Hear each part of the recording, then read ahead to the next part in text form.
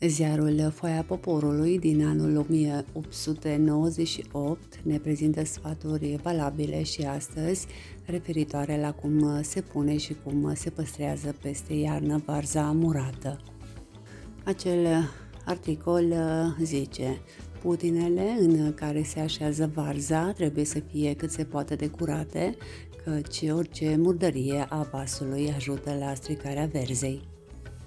Putina în care se așează varza trebuie așezată în colțul cel mai întunecos al pivniței, pe 3 bucăți de lemn, ca fundul să nu fie în contact cu pământul. Dacă s-ar face greșeala ca putina să stea în pivnițe unde bate lumina, varza se strică în curând. După ce se așează butoiul și s-a potrivit, se așează varza.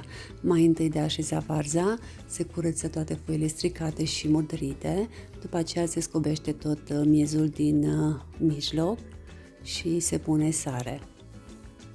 În fundul putinei s-a pus mărar, cimbru, câteva bucăți de hrean și s-a aruncat o jumătate de kilogram de sare. Apoi se așează varza. Când putina s-a umplut până la mijloc, se pune iarăși mărar, cimbru și o rădăcină sau 2 de hrean și se așează varza ca să nu rămână locuri goale prea mari. Varza nu se așează până la gura putinei, ci cel puțin 25 de cm în jos. După ce s-a așezat varza, deasupra se pune mărar, cimbru și hrean pe bucăți, pe urmă se aruncă 3-4 mâini de sare, apoi se așează niște lemne curate în lungime și de-a curmezișul verzei și peste aceste lemne se pune o piatră cât de mare ca să ține varza îndesată în butoi. Astfel se lasă varza să stea 3 zile ca să-și ia sarea și după 3 zile se umple cu apă de fântână. Apa de fântână, chiar dacă nu e bună de băut, este bună pentru acrirea verzei, numai să fie luată dintr-o fântână curată.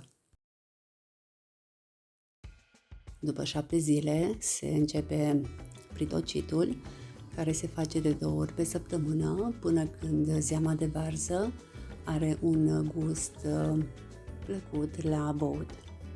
Apoi pritocitul se oprește și nu se mai face numai atunci când zeama se băloșește.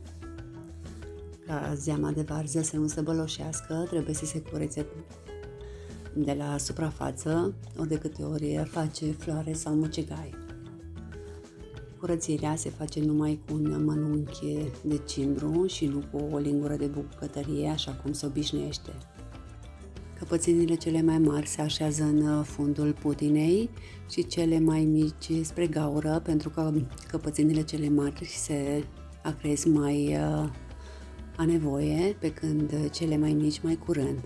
Dacă se vor respecta aceste reguli, la varză se va putea păstra chiar până în luna aprilie, dacă pivnița are cel puțin 2 metri adâncime.